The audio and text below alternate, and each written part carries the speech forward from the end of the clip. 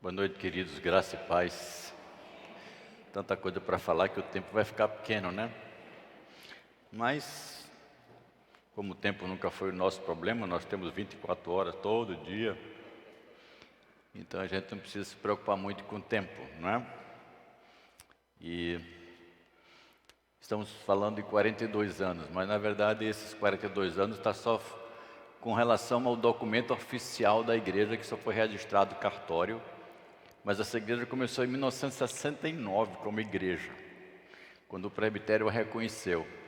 Se você for contar 69, ela é um pouquinho mais velha do que o que a gente está falando, né? Ela já é sexagenária, ou pelo menos bem pertinho disso aí. Mas isso não tem importância. O mais importante é a novidade de vida que está dentro do nosso coração, não é mesmo? Eu creio que nesse primeiro momento cabe uma palavra para a igreja, todo mundo perguntando, né? Onde é que eu fui parar? Não fui para parar não, fui para aqui em Pernambuco mesmo. Mas aprove a Deus me fazer passar por um vale que eu nunca imaginei na vida que eu entraria nele.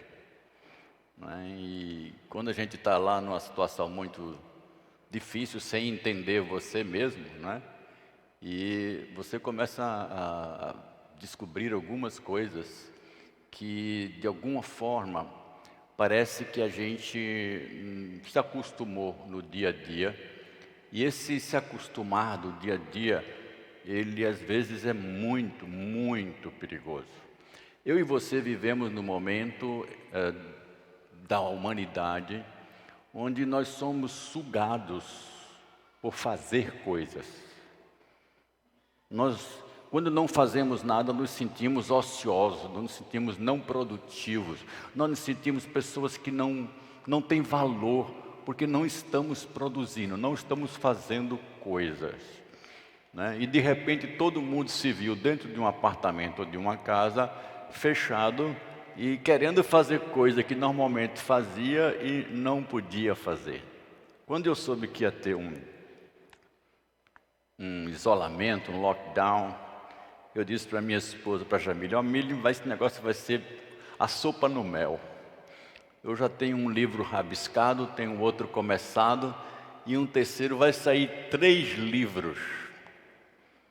Então eu sentava no computador e começava a fazer as coisas, mas Papai do Céu tinha outra proposta, Ele começou a colocar um dedo dentro de mim e fazer uma área que eu tinha, como eu costumava dizer, que as emoções para mim eram como se fosse um cachorrinho de estimação, que eu botava uma coleira e botava onde quisesse, E depois eu comecei a ver as minhas emoções sem o meu controle.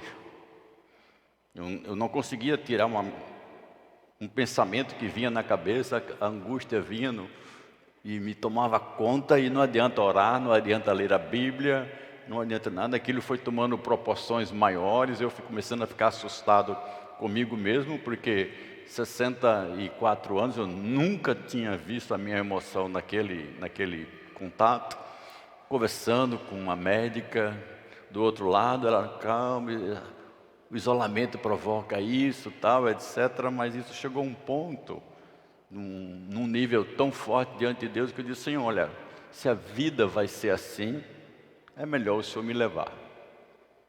Não vale a pena. E passei a não dormir.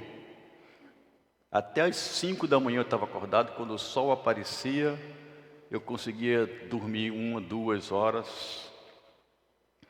E aí Deus foi mostrando algumas coisas que eu acho que só descobriria dessa maneira. Primeiro, você tem a apneia do sono. Aí disseram que eu tinha que viver com um aparelhinho. A primeira vez que mostraram o aparelho, disse, vou tirar de letra. Quando eu botei aquele no pé da narina, meu irmão parecia um escafandrista. Sabe aqueles caras debaixo d'água? Eu puxava o ar não vinha, eu espujava o ar não ia. E agora eu tenho que dormir com esse negócio. E aí foi a dificuldade, a angústia, os canos do escafandro, e a minha esposa perde a mãe no hospital. nesse burburinho todinho. Então eu olhava para ela, eu não sabia nem como consolar ela, porque eu queria que ela me consolasse e eu não conseguia consolar. E a nossa pergunta é: Senhor, o que é que o Senhor não quer? Mas o Senhor nos deu um versículo, um só. É o que nos faziam andar a cada dia. Quanto mais irmãos, sede fortalecidos no Senhor e na força do seu poder. E foi nesse momento que a gente conseguiu descobrir que ou é Deus ou nada. Não tem nada. Foi nesse momento que eu descobri que eu estava mais lendo a Bíblia para entregar para a igreja do que para alimentar para a minha alma. Foi nesse momento também que eu descobri que as minhas orações pouco se centravam nas minhas necessidades pessoais da alma. Foi nesse momento que eu também descobri que eu deixava a minha mente trabalhar muito próximo de algumas posturas que eram muito mais orgulho do que humildade. E eu não conseguia entender por que Deus dizia assim: Senhor, tá bom, eu já aprendi. E não resolvia. Irmãos, foram 4 meses numa escola que eu disse para minha esposa, o nome dessa escola é a Escola do Sofrimento, onde você daria seu carro, sua casa, a reserva financeira, o que você pedisse para sair daquele momento, eu daria. Porque eu sabia que nenhuma daquelas coisas resolviam, e não resolviam mesmo. E só quando Deus disse assim: agora vai resolver. Foi com a ajuda de profissionais médicos? Foi.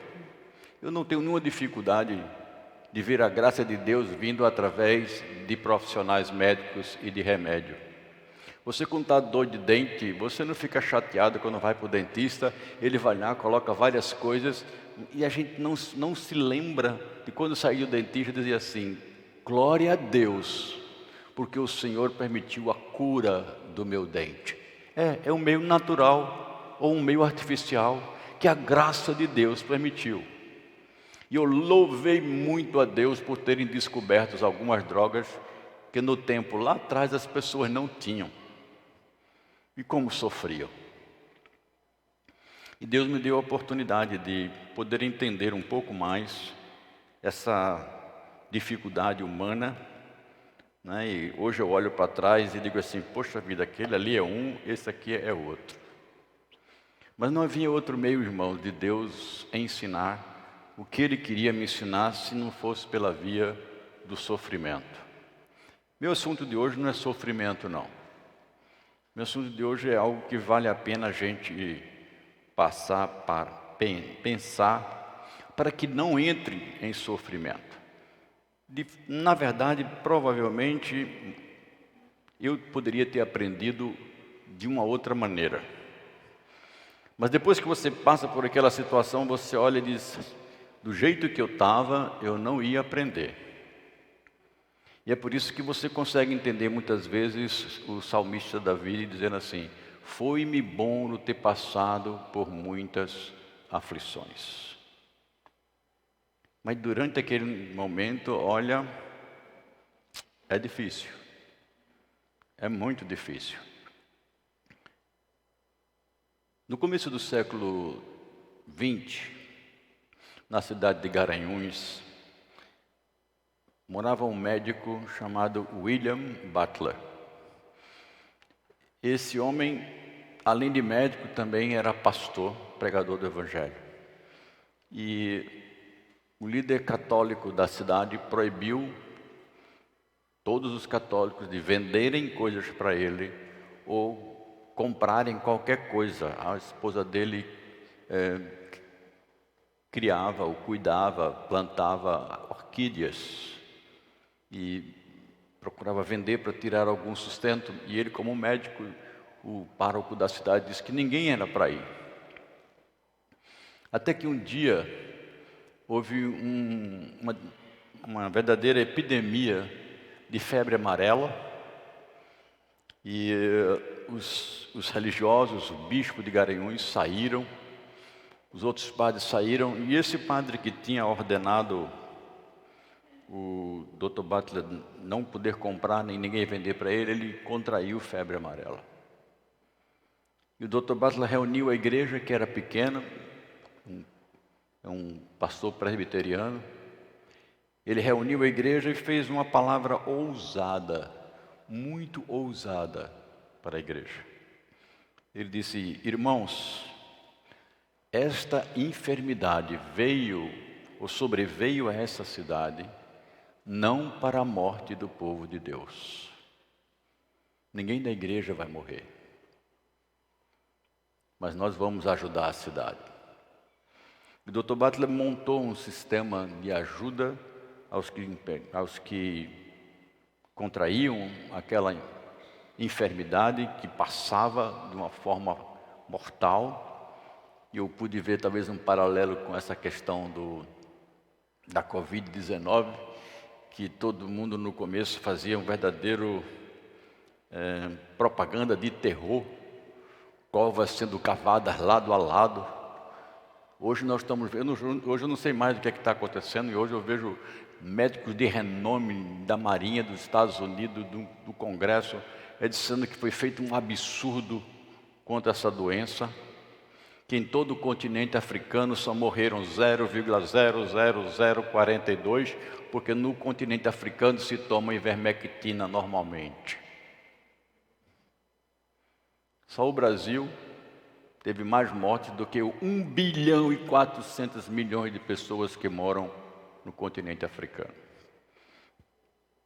Não sei mais para onde que vamos, mas o fato é que essa enfermidade nos levou a um confronto de posso viver ou posso morrer. É quase mais ou menos assim. Se eu fosse fazer um programa de Covid-19, eu faria assim: a morte bate à porta. A coisa foi tão forte que uma vez eu estava na casa do André e em plena pandemia ele pediu uma pizza. Quando o entregador chegou, tirou a máscara, entregou a pizza, eu disse: pronto, está cheia de Covid. Eu comecei a ficar agoniado naquele momento, me passar aquele... Como é que pede uma pizza para um cara desse? Esse cara vem de moto, de onde, quem fez, quem não fez, de onde veio, vai pegar. Nós vivemos quase que uma neurose, né? Uma fobia. Mas isso nos fez levar a pensar no assunto que eu estou querendo hoje à noite, né? É a brevidade do nosso corpo.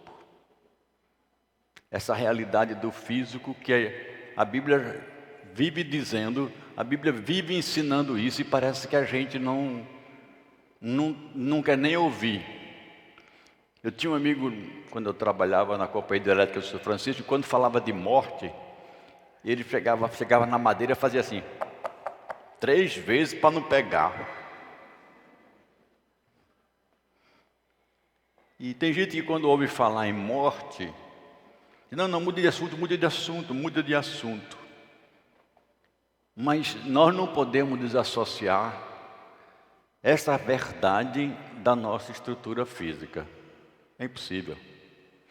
Se há uma verdade acerca dessas crianças que foram batizadas hoje aqui, é que um dia elas vão morrer. Assim como eu, assim como você. E assim quanto os outros já foram.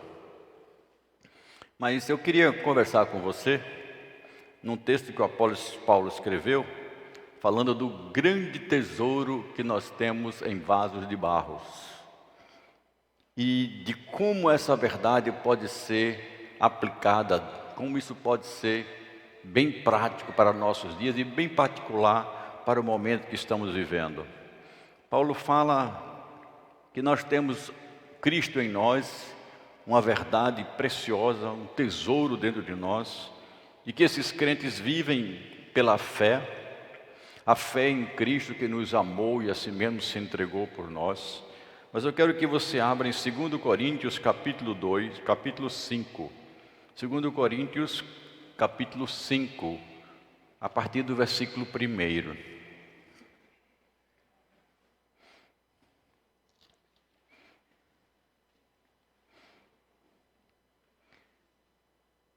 1 Coríntios 5, 1. 2 Coríntios, perdão. Pois sabemos que, se a nossa casa terrestre deste tabernáculo se desfizer, temos da parte de Deus um edifício, uma casa não feita por mãos humanas, eterna nos céus. E por isso, neste tabernáculo gememos, desejando muito ser revestidos da nossa habitação celestial, se de fato fomos encontrados vestidos e não nus.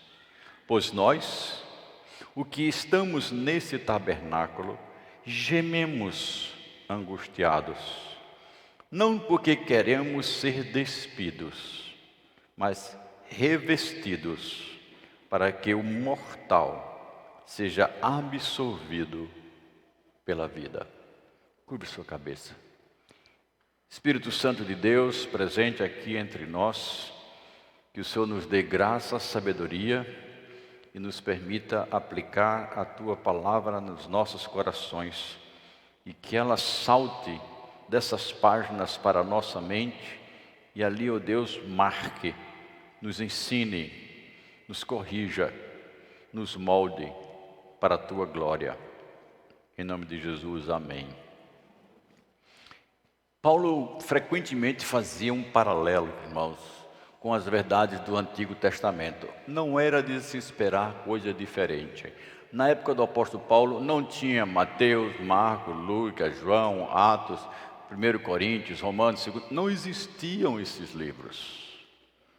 Existiam os livros do Antigo Testamento e todo o ensino era baseado, quando você ouve falar de Escritura, estamos falando do Antigo Testamento. E algumas pessoas inadequadamente ou inadvertidamente acham que ler o Testamento não tem nada a ver com o nosso tempo hoje. Antigo Testamento é coisa para passado. Antigo Testamento é difícil de ler. Antigo Testamento não é bem assim para a gente aplicar. Irmãos, se temos essa mentalidade é porque estamos colocando, digamos, a lente ou o prisma de interpretação errado. Recentemente estava ouvindo uma palestra em que o autor estava dizendo, olha, todo o tema do Antigo Testamento deve ser interpretado à luz de Cristo. Não importa aonde você esteja, se você gastar tempo insistindo, você vai ver que há paralelos. Hoje eu quero fazer um paralelo que é estabelecido por Paulo, e eu quero mostrar pelo menos 2 fundamentos que vão desembocar numa proposta. É como se ele edificasse 2 colunas para depois, sobre estas colunas, fazer um pórtico, uma entrada muito bonita.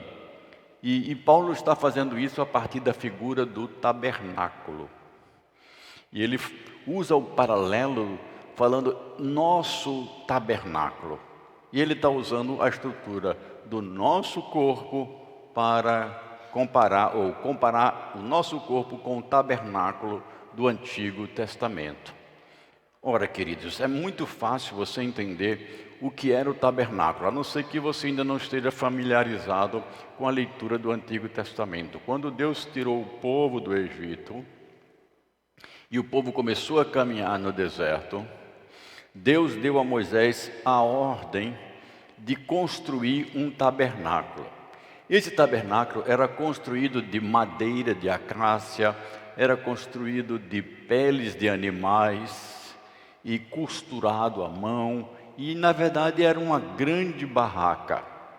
E ali dentro daquele local era feitos sacrifícios, ou naquele ambiente, porque o tabernáculo também tinha um átrio, tinha uma parte de cerca de peles bem ampla, e dentro tinha o local santo e o santo dos santos. E o povo levava ali o seu sacrifício. Esse sacerdote, esse tabernáculo, Paulo faz um paralelo com o nosso corpo.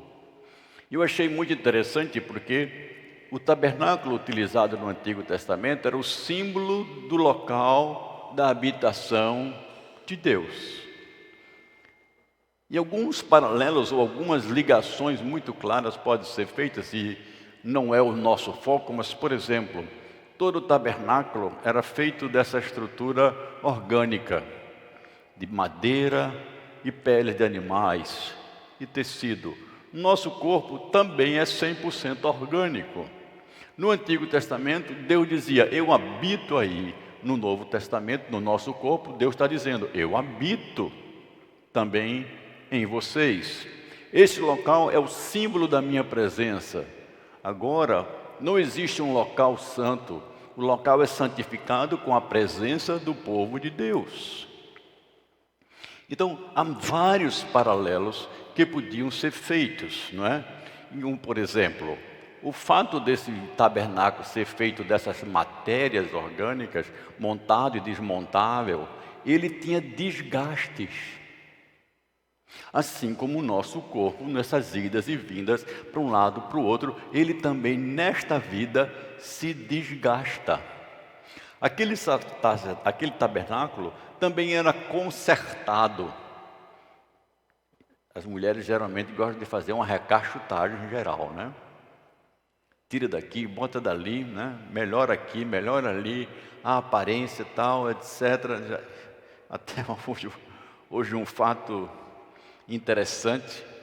Estávamos procurando um médico para Jamile, e Jamile, conversando com a atendente, disse, moça, qual é a especialidade mesmo dessa médica? Aí a médica disse assim, é de evitar envelhecimento. Aí minha esposa terminou, é. Muito obrigado. Desligou e olhou para mim e fez, não vou. Ninguém evita. Se você quiser olhar a idade de uma pessoa, manda ela mostrar a mão. Não tem cirurgia plástica na mão, né? Manda ver.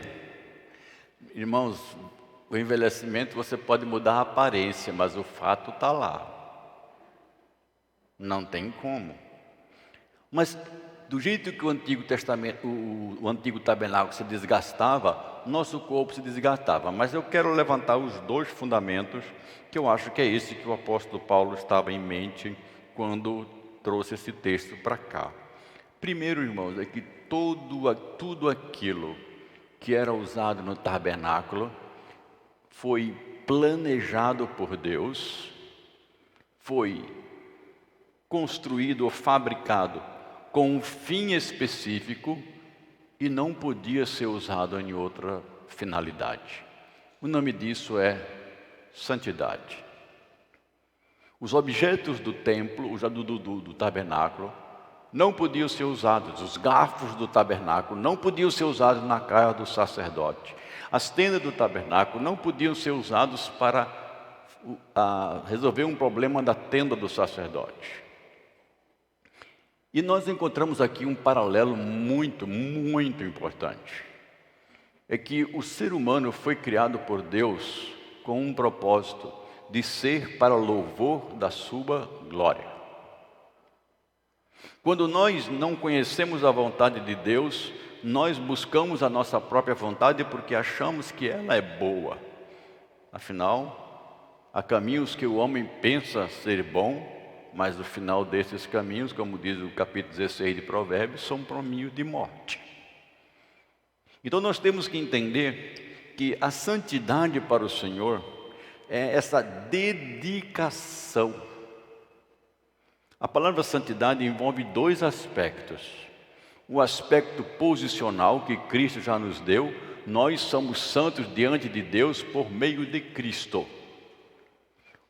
A morte e ressurreição de Cristo deu a todo aquele que nele crê o privilégio de ter todos os seus pecados perdoados, passado, presente e futuro, e diante de Deus nós somos vistos como santos. Isso é posicional. Mas existe uma realidade que nós chamamos da santificação, que é um processo do mundo e na realidade que estamos vivendo. Ou seja, à medida que eu me afasto do pecado e me aproximo de Deus, eu torno a minha vida mais santa. O tabernáculo era dedicado totalmente para Deus. A vontade de Deus é essa, a santificação de vocês. A Bíblia na linguagem de hoje diz assim: porque a vontade de Deus é essa, que vocês sejam completamente dedicados a Deus. Mas você pode ter uma ideia completamente equivocada do que seja ter uma vida totalmente dedicada para Deus. É achar que o dedicado para Deus é o que está no local como esse todos os dias da semana, de segunda a sexta. O pardal encontrou casa e a andorinha linho para si. Eu encontrei, ó Senhor, os teus altares. Vou morar na igreja. É isso? Não, você é a igreja. Você é a igreja. Você encontrou em Deus o local da habitação. Então, Deus chama para si pastores, Deus chama para si engenheiros, Deus chama para si médicos, funcionários públicos, profissionais liberais, vendedores, todo tipo de profissão. Essas profissões são tão sagradas quanto aquele que exerce um ministério na igreja e é mantido por ela. Cada um permaneça na vocação em que foi chamado. Então, se Deus te chamou para ser professor, seja um professor que honra a Deus. E nesse aspecto você está santificando sua vida. Não importa onde, não importa como. O crente, mesmo numa situação de dificuldade, mesmo numa situação em que talvez ele tema pela própria vida, ele sabe que nessas situações também ele precisa aprender a dedicar-se ao Senhor. Isso não quer dizer ser negligente. Diz assim, vai cair 1.000 à minha direita, 10.000 à minha direita, não vou pegar Covid. E vai fazer tudo o que não se deve. Meu irmão, não é assim. Não é isso que a Bíblia ensina. Mas você não precisa deixar de ser cristão, porque a possibilidade da morte está batendo na sua porta. Você não precisa de deixar de fazer a sua vida devocional, porque o mundo do corre-corre está dizendo que você tem que trabalhar. Você não deve colocar a sua vida com Deus numa segunda prioridade, porque as suas tarefas estão tão ativas, que quando você chega em casa, a única coisa que você quer é um bom banho, uma cama, comer e dormir, para o outro dia iniciar novamente as mesmas atividades. Agora eu começo a fazer ligações. Mesmo que você se dedique desta maneira, seu corpo vai envelhecer. E como um tabernáculo dedicado a Deus naquela época, ele vai envelhecer. Ele vai precisar ser reformado. Ele vai precisar ter couro trocado. Mas a gente não é cobra que troca couro. Não é verdade? A nossa estrutura é que essa pele dessas células lábeis vão trocando, mudando todo dia, e chega um tempo que ela não vai mais conseguir fazer as transformações que são necessárias para manter. E aí o apóstolo Paulo diz aí que vai acontecer que esse tabernáculo, ele diz isso no versículo 1, quando esse tabernáculo se desfizer. Por que eu estou falando santidade e o tabernáculo que se desfizer? É porque a gente às vezes tem a ideia de se dedicarmos a Deus. O nosso corpo vai durar. Há homens e mulheres que foram tremendamente dedicados a Deus e aprove a Deus levá-los cedo, com um grande testemunho. Aprove a Deus levar mulheres aqui da nossa igreja, que nós não conhecemos, que não chegaram nem nos 45 ou 40 anos. E o Senhor levou.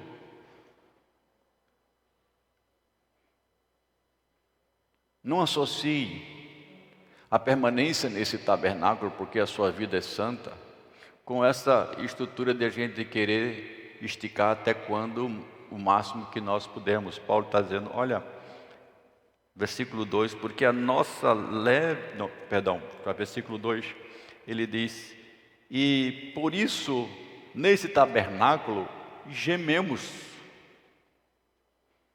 A gente reclama, não tem como. A santidade é algo que eu vou viver, independente dos anos que vão passar. E essa santidade aqui, simplesmente vai refletir uma verdade que o Antigo Testamento mostrava na figura do tabernáculo. Apesar de você ter um corpo falível, apesar de você ter um corpo que envelhece e se desfaz, aprove a Deus morar neste lugar. Por isso ele continua santo. E por isso Deus promete para nós a realidade que é o segundo pilar. E você vai poder me entender claramente no versículo de se de fato, versículo 3. Se de fato formos encontrados vestidos e não nus, pois nós, o que estamos nesse tabernáculo, gememos angustiados, não porque nós queremos ser despidos, não porque nós queremos morrer, mas queremos ser revestidos para que o mortal seja absorvido pela vida. Agora Paulo levanta uma segunda coluna, que não é mais a questão da santidade. Paulo levanta uma coluna, meus irmãos, de que este tabernáculo aqui também é o local onde Deus revela a sua glória. E um belo dia, não apenas nesta vida, mas vai chegar um dia em que esta realidade aqui vai se tornar plena. Deixa-me fazer um exemplo, porque aí você vai poder entender melhor. Quem não tem a visão adequada, ou quem não compreendeu exatamente qual é o grande tesouro que está prometido por crente, pode sofrer a tentação de achar que aqui tem coisa melhor. É como se você tivesse o seu carrinho aí, 2010, 2011, já tutu por aí, né? E de repente alguém chegasse com um carro novo, de qualidade, e dissesse, qual dos dois você prefere ter? E você disser, não, eu quero minha fubiquinha. Bom, você pode até escolher isso, mas nós claramente queremos dizer, péssima escolha. Você está se apegando numa coisa que não tem sentido se apegar. Esse paralelo assim, meio pálido, dá para nos entender aquilo que Paulo está dizendo sobre o que Deus tem preparado para os seus e aquilo que nós estamos desfrutando das bênçãos que Deus dá aos seus. Vocês estão conseguindo caminhar comigo? Amém? Às vezes nós ficamos tão empolgados nas bênçãos de Deus que não conseguimos perceber o Deus das bênçãos. Às vezes ficamos tão empolgados com aquilo que Deus nos dá nesta vida que achamos que sair desta vida para o bem maior é uma grande perda. Paulo, de uma maneira magistral, ensina os irmãos de Corinto, né? Diz, olha, nós não queremos morrer. Ninguém aqui está querendo se despir desse tabernáculo. O que eu quero? Eu quero que ele seja revestido daquilo que tem de mais precioso. Irmãos, o que nos aguarda no reino de Deus é muito maior do que qualquer coisa que nós estejamos presos neste mundo. E é justamente nas coisas que nós nos prendemos neste mundo que nos fazem pensar mais nas coisas desse mundo, em como ter as coisas desse mundo, em como desfrutar dos prazeres desse mundo, em como gozar das coisas que Deus nos permite gozar neste mundo, e o nosso pensamento não vai para as coisas lá do alto. Deixe-me compartilhar. Um belo dia eu estava assim no terraço lateral, olhando, né? E os irmãos sabem que eu gosto muito de tecnologia. Eu estava experimentando algumas tecnologias, liga isso, liga aquilo, desliga, vai para cima, vai para baixo. Aquilo foi só o começo, viu, Humberto? Agora você vai dizer assim, uau! O Humberto foi para lá, a gente começou a fazer algumas automações. Hoje já está bem maior. Eu fiquei pensando assim, vai ter tecnologia no céu? Vai não. No céu não vai não. Mas no novo céu e na nova terra vai. Deus vai permitir que a gente domine tudo aquilo que Ele criou, porque Ele nos fez vice-herdeiros de toda a criação. E Ele disse para Adão, domine. Eu disse, menino, que lá é melhor. Lá vai ter automação melhor do que essa. Aí minha esposa disse assim, não acredito que será por automação, será por transmissão de pensamento. Eu digo, pronto, foi longe. A mulher foi longe. Olha, teletransporte tem. Você se lembra de Filipe? Ele estava lá, no caminho de Azoto, lá embaixo. Aí o Espírito Santo fez plim, colocou ele lá em Cesareia. Teletransporte. O corpo de Jesus também estava entre os discípulos, lá de Emaús, comendo. Quando ele partiu o pão, olharam para Jesus e disseram, é o mestre. Plim, Jesus desapareceu. Os discípulos estavam todos fechados numa casa, janela fechada, porta fechada, morrendo de medo. De repente, plim, paz seja com vocês. É um fantasma? Fantasma não, bota a mãozinha aqui, Tomé. Não, você bota, agora você bota para você ver que fantasma não tem marca de cruz não. Tomé bota e diz, Deus meu, Senhor meu. Come com eles, de repente, plim, sai e leva a comida que comeu. Por onde é que ele saiu? Não sei. Agora eu já estou chegando na abóbora bonita que o apóstolo Paulo pinta para a gente. Quando o mortal, quando esse corpo mortal, ele diz no final do versículo 4, será, palavras dele assim, né? Será absorvido pela vida. Irmão, seremos absorvidos pela vida e pela vida de Cristo. Não é de estranhar que quando Paulo escreve aos Tessalonicenses e os irmãos estavam muito chorosos porque alguns deles haviam morrido. Ele diz, não chorem. Não chore pensando que aqueles que morreram se perderam. Não. Não é essa a verdade revelada. No abrir e fechar dos olhos, quando o Senhor vier de volta, os mortos em Cristo ressuscitarão primeiro. E os vivos que tiverem naquele momento terão o seu corpo transformado, se encontrarão com o Senhor.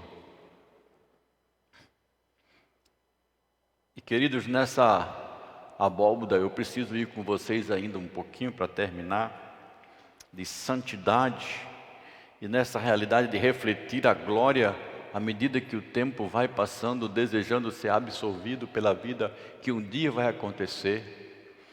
No Antigo Testamento, a presença de Deus estava num lugar, o tabernáculo. Agora o tabernáculo é transferido para mim e para você, e a presença de Deus começa a se infiltrar no mundo pela igreja. O Emanuel conosco passa a ser visto na igreja. Mas quando chegamos no livro do Apocalipse, você não vai encontrar a expressão Deus vivendo em você. Ele diz, eu habitarei com eles. Nós iremos habitar o mundo de Deus com Deus, não em Deus, nem Deus em mim. Como assim? O que é isso? É que eu posso ver a Deus face a face agora. Você vai poder ver a Cristo face a face. Eu não posso mostrar para você o Cristo que está dentro de mim, nem o Espírito que está dentro de mim. Mas vai chegar um dia em que nós vamos nos curvar diante de Cristo e dizer, esse é o nosso Deus. Nós adoramos a Ele, servimos a Ele, moramos nesse universo criado por Ele e com Ele. Que coisa preciosa. Era por essa razão, com esse entendimento, que o apóstolo Paulo às vezes ficava em dúvida. Morro, não morro, morro, não morro, vou ou não vou. Se for é lucro, se ficar é o evangelho, vou ou não vou. Pedrinho, antes de casar, vou ou não vou? Como é que vai? Qual é melhor, não casar ou casar lá ou casar aqui?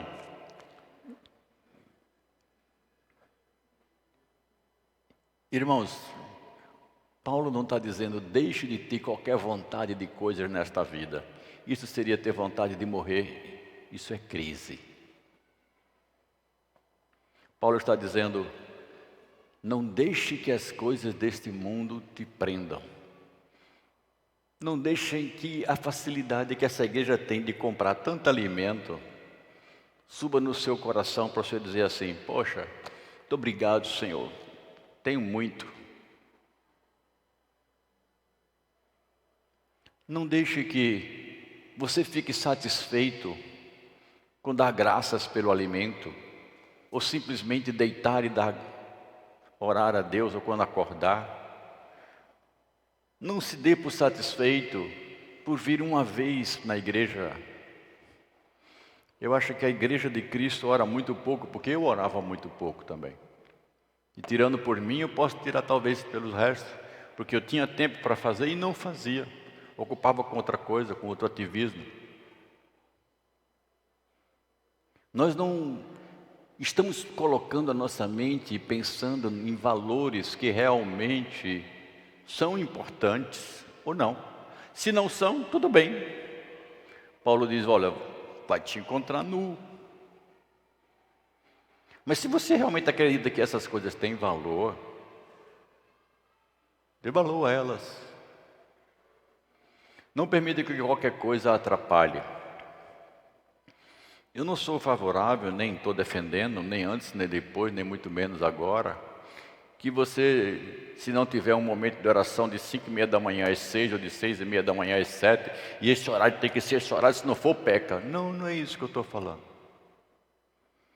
Eu estou falando é que você come todo dia. Às vezes um pouco mais tarde, às vezes menos, mas você come. Então tenha momentos de oração todo dia. Você bebe água todo dia. Eu não fico na frente do bebedouro, bebendo, não fico. Mas leia a Bíblia todo dia, você precisa da palavra de Deus todo dia. Não dá para ser de vez em quando. Ninguém sobrevive espiritualmente de 7 em 7 dias, impossível. Você vai ter uma alma raquítica, vai ter uma vida espiritual paupérrima. Não vai conseguir viver em santidade. Quando chegar o dia mau, isso vai bater em você e você vai ter muita dificuldade. Isso aconteceu comigo. No dia mau eu percebi que eu tinha alimentado a minha alma muito pouco. Eu lia a Bíblia, preparava o sermão para a igreja, e eu. E para mim. Muitos sermãos vinham corretos para a igreja, mas eu não perguntava, e o pastor Sérgio, vai o que aí? E quando a gente começa só a pensar nessa estrutura uma palavra que não existe, né, do fazejamento, a gente perde o dia a dia da comunhão íntima com o Senhor, do bate-papo que Deus quer que nós tenhamos com Ele. Ele não é meu pai, ele não é meu filho, eu não sou seu filho, como que eu não converso? E mais sério, Ele mora em mim, Ele mora em você. Somos esse tabernáculo agora, espalhado pelo mundo, presença de Deus no mundo, assim brilha a vossa luz. E vejam as suas boas obras e glorifique a Deus que está no céu. Mas essas coisas, elas não acontecem por rotina, por obrigação, com uma espécie de bater ponto. Você come porque não tem necessidade, você bebe água porque tem sede.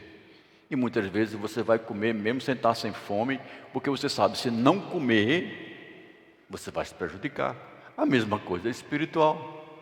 Posso não estar com vontade de orar, mas eu sei que eu preciso. Quem precisa de oração sou eu, não é Deus. Sou eu que eu preciso. Quem precisa de conhecer a palavra e aplicar na vida sou eu, não Deus. Ele me deu revelada para isso.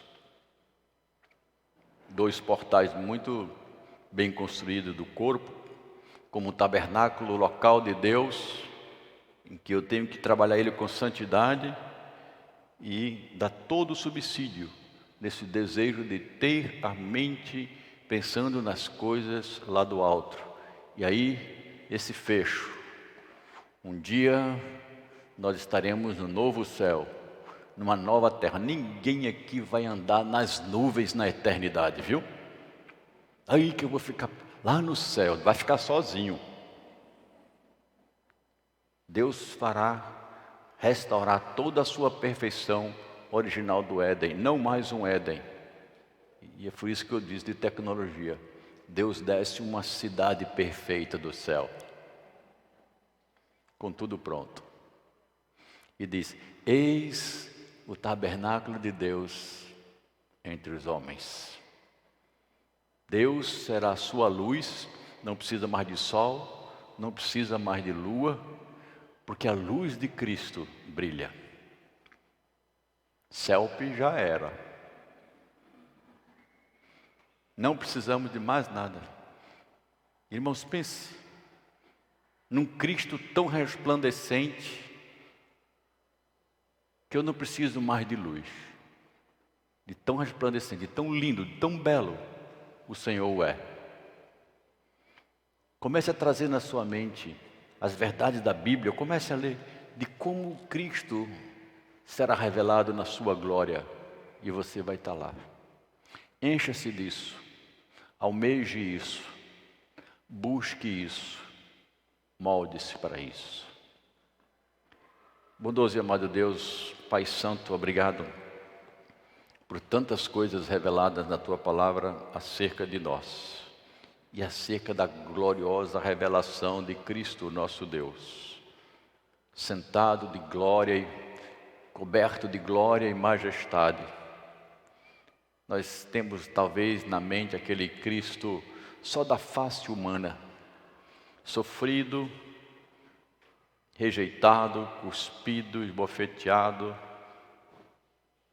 Não é com frequência que nós trazemos a majestade de Jesus para nós, de que Ele já está no trono, de que o Cordeiro já está no trono, e de que debaixo dos seus pés já estão todos aqueles que Ele sujeitou pelo seu poder e glória.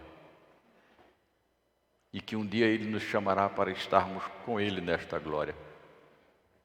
E que ao nos despirmos deste tabernáculo, o Senhor nos dará um outro corpo, semelhante ao corpo de Cristo. E aí sim, estaremos vivendo com o Senhor. Onde Deus estiver, nós estiveremos. Assim como Adão conversava com Deus, poderemos também conversar. Que imagem perfeita e gloriosa e desejosa. Não permitas, ó Jesus, que Satanás nos engane com as bênçãos que porventura a Tua mão bondosa nos conceda, e Ele use isso para nos cegar das bênçãos maiores que o Teu reino nos dá. Torna-nos, ó Deus, missionários que pregam e falam desta glória de Cristo, Assim como o templo ensina a Tua palavra, que a nossa vida seja um reflexo dessa mesma palavra. Em nome de Jesus. Amém.